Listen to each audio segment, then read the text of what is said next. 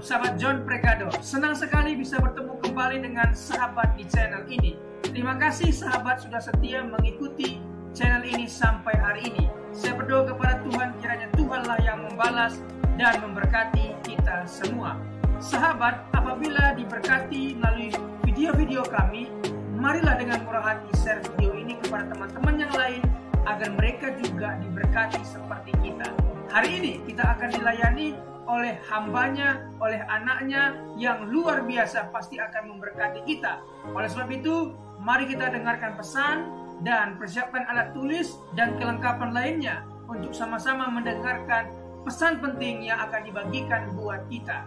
Sebelum kita lanjut, jangan lupa sahabat untuk menekan subscribe dan juga berikan like dan juga share video ini.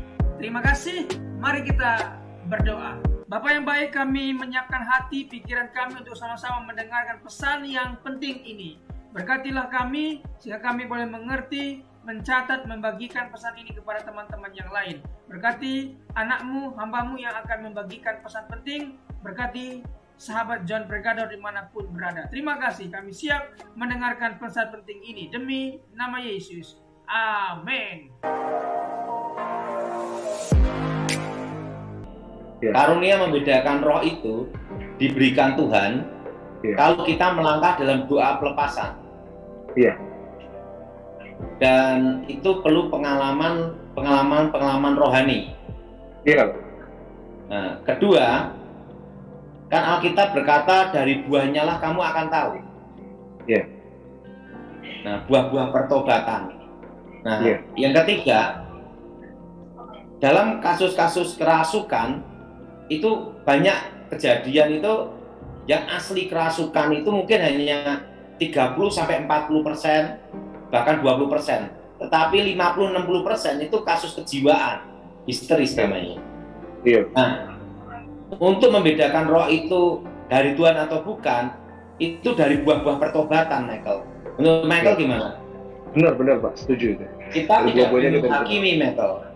Nah, saya percaya sekali ada satu hal yang Michael ya, yaitu Tuhan membela firman-Nya. Amin.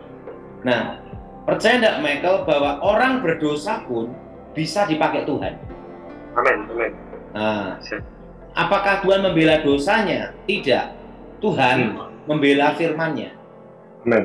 Makanya yang penting itu firman itu diberitakan, baik maupun tidak baik, gitu Michael.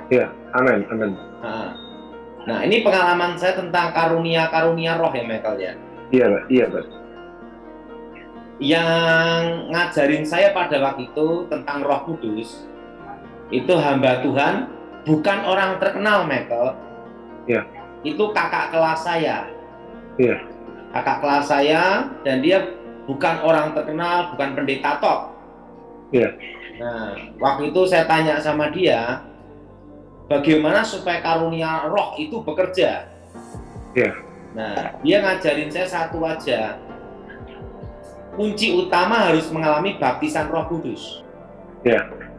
Karena karunia bahasa roh itu adalah kunci untuk mengaktifkan 9 karunia. Bahasa roh itu untuk mengaktifkan.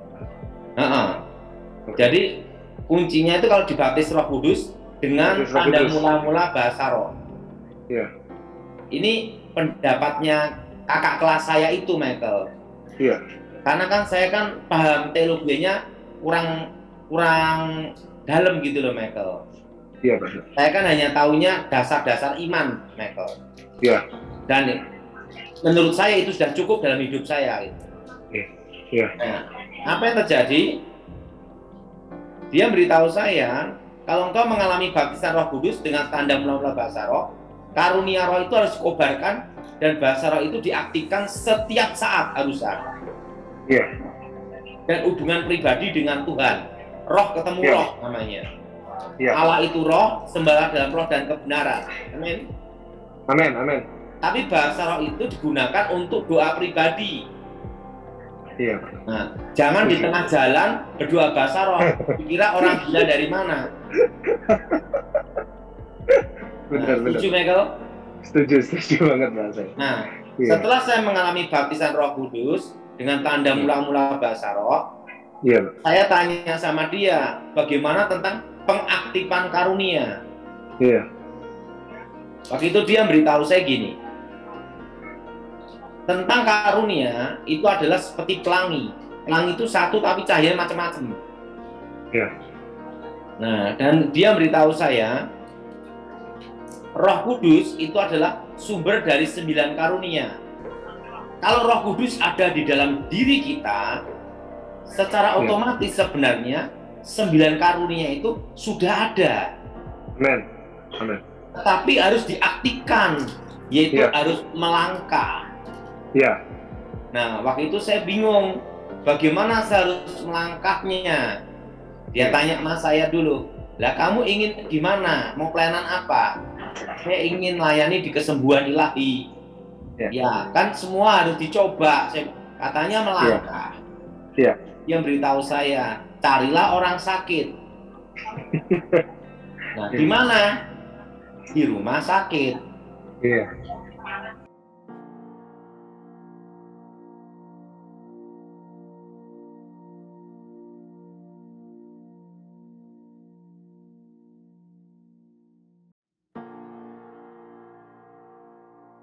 Shalom sahabat, senang berjumpa kembali dengan sahabat di channel ini. Hari ini kita akan membahas satu tema, yakni tanda-tanda seseorang akan dipanggil Tuhan. Dipanggil Tuhan perlu kita garis bawahi. Di sini dalam arti dipanggil untuk melayani Tuhan, dipanggil untuk tugas amanah agung Tuhan. Banyak sekali orang mengatakan, aku terpanggil, aku dipanggil Tuhan. Tetapi dalam perjalanan dia meninggalkan Tuhan. Apakah itu tanda seseorang dipanggil Tuhan? Tentunya tidak. Dipanggil Tuhan berarti mulai start pertama sampai finish, dia terus melayani Tuhan dengan membawa jiwa kepada Tuhan. Mari kita dalami tema ini. Pembahasan mengenai tanda-tanda yang menunjukkan bahwa seseorang akan dipanggil oleh Tuhan menurut ajaran Alkitab. Mari kita lihat apa yang dikatakan oleh kitab suci. Pertama, pengampunan dan keselamatan. Seseorang yang akan dipanggil Tuhan, maka pertama sekali dia ampuni. Segala kesalahan dan dosa diampuni, kemudian orang tersebut diselamatkan. Seperti saya diampuni, kemudian menerima Yesus. Setelah menerima Yesus, tentu pasti saya sudah mendapat kunci keselamatan. Jadi saya sudah menerima keselamatan itu. Nah, setelah pengampunan dan menerima keselamatan, maka salah satu tanda utama bahwa seseorang akan dipanggil oleh Tuhan adalah ketika mereka menerima pengampunan dan keselamatan melalui Yesus Kristus.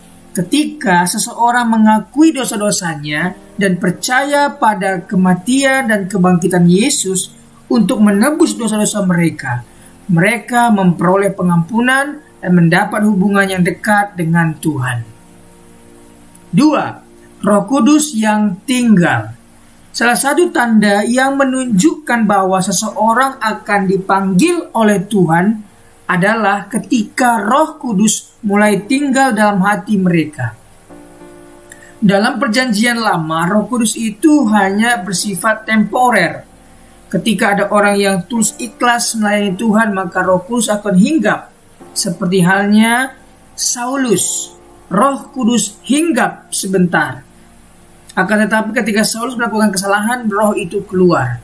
Demikian juga Simson, Roh Allah hinggap dalam hidupnya. Ketika dia melakukan kesalahan, roh itu keluar. Akan tetapi di Perjanjian Baru ini, Roh Kudus itu tinggal di dalam orang percaya. Ketika seorang menerima Yesus sebagai Tuhan dan Juru Selamat mereka, Roh Kudus datang dan mengubah hidup mereka. Roh Kudus memimpin dan membimbing mereka dalam hidup yang dibenarkan oleh Tuhan. Kita dibenarkan oleh Tuhan. Ketiga, kehidupan yang berubah. Sebuah tanda yang jelas bahwa seseorang telah dipanggil oleh Tuhan adalah ketika hidup mereka mulai menghasilkan buah spiritual. Tanda-tanda ini termasuk karakter yang saleh, perbuatan baik, kasih, damai, sukacita, kebaikan, kelemah lembutan, kesetiaan, ketekunan, dan penguasaan diri. Ketika seseorang hidup sesuai prinsip-prinsip Alkitab, hidup mereka akan berkat dan memberkati orang di sekitar mereka. Hidup mereka berbuah. Keempat, panggilan, bakat, dan pelayanan. Ketika seseorang telah dipanggil oleh Tuhan, mereka juga akan menerima panggilan, bakat, dan pelayanan yang unik. Setiap orang memiliki peran khusus dalam tubuh Kristus dan dipanggil untuk melayani sesuai dengan karunia yang diberikan oleh Roh Kudus. Melalui ini bisa termasuk pelayanan pastoral, pelayanan musik, pelayanan sosial, pengajaran, atau pelayanan lainnya sesuai dengan kekuatan yang Tuhan berikan kepada mereka. Di sini Tuhan akan memperlengkapi, memberikan bakat, bahkan karunia untuk melayani di bidang-bidang yang unik. Kelima, transformasi hidup. Ketika seseorang dipanggil oleh Tuhan, hidup mereka akan mengalami perubahan yang nyata. Mereka akan mengalami transformasi mental, emosional, dan rohani yang akan mempengaruhi setiap aspek kehidupan mereka. Tuhan akan membersihkan hati mereka, memenuhi mereka dengan kasih dan belas kasihan, dan memberikan kekuatan untuk mengatasi godaan dan tantangan hidup. Kita akan mengalami transformasi hidup. Hidup kita bukannya milik kita lagi, tetapi milik Tuhan sepenuhnya. Jadi berikan yang terbaik selama hidup. Keenam, kasih dan pengabaran Injil. Seseorang yang dipanggil oleh Tuhan juga akan memiliki kasih yang mendalam bagi sesama dan akan mendorong untuk mengabarkan Injil kepada mereka yang belum mengenal Yesus. Mereka akan membawa sukacita dan harapan kepada orang-orang di sekitar mereka melalui perbuatan kasih dan pemberitaan yang baik tentang Yesus Kristus. Kasih ini adalah bukti yang jelas bahwa mereka telah dipanggil dan diutus oleh Tuhan. Seseorang yang dipanggil Tuhan, maka dia akan hidup dengan penuh kasih dan mengabarkan Injil. Hidupnya akan menjadi kitab yang terbuka. Ketika orang melihat hidupnya, maka mereka melihat Yesus Kristus yang hidup di dalam orang tersebut. Itulah dikatakan dia dipanggil Tuhan untuk tugas yang mulia ini. Tanda ketujuh, kekecewaan dunia dan kerinduan sorgawi. Nah ini dia. Dia akan merasa tidak suka lagi dengan dunia, akan tapi dia suka dengan hal yang sorgawi, spiritual. Akhirnya seseorang akan dipanggil oleh Tuhan dan merasa tidak puas dengan dunia ini dan akan merindukan kehidupan sorgawi. Mereka akan menyadari bahwa kekayaan dan kesenangan dunia tidak dapat memuaskan hati mereka sepenuhnya.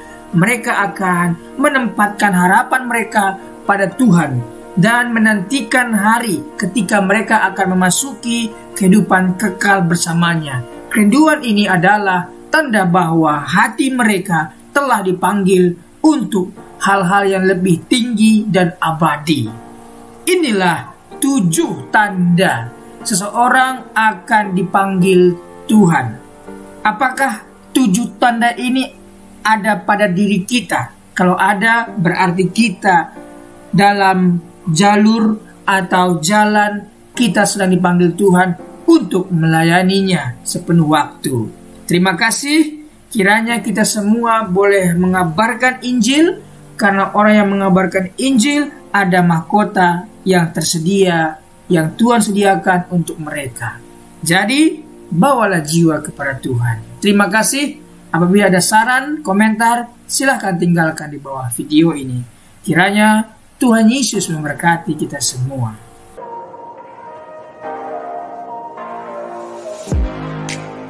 Terima kasih sahabat sudah menyaksikan tayangan kami hari ini. Saya percaya kita pasti diberkati. Apabila kita diberkati dengan tayangan hari ini, marilah kita dengan murah hati share video ini kepada teman-teman kita yang lain, agar mereka juga diberkati. Firman Tuhan mengatakan, diberkati untuk memberkati, sehingga nama Tuhan dipermuliakan dan namanya diagungkan. Sahabat, banyak sekali pelajaran yang kita bisa ambil dari tayangan hari ini. Marilah catat poin-poin yang telah disampaikan, kita simpan dalam hati dan kita aplikasikan dalam kehidupan sehari-hari. Setiap kita pasti akan bertemu dengan yang namanya masalah. Kita tidak perlu undang masalah, tetapi dia sendiri akan menghampiri kita dengan maksud menguji iman kita, apakah kita tahan uji dan tetap mengandalkan Tuhan atau tidak. Tetapi apabila kita menang atas masalah itu, maka kita juga akan mendapat ujian dari Sang Pencipta. Karena kita tahan uji dan terus mengandalkan Tuhan, tidak hanya dapat pujian, dapat mahkota juga. Mahkota abadi karena kita setia dan tetap kuat dalam Tuhan. Mari kita berdoa. Bapa, terima kasih buat kebenaran firman Tuhan, kesaksian hidup bersama Tuhan yang telah dibagikan. Sungguh kami diberkati. Berkatilah para pembicara hari ini. Berkati pendengar setia John Pregador. Terima kasih Tuhan. Demi nama Tuhan Yesus. Amin.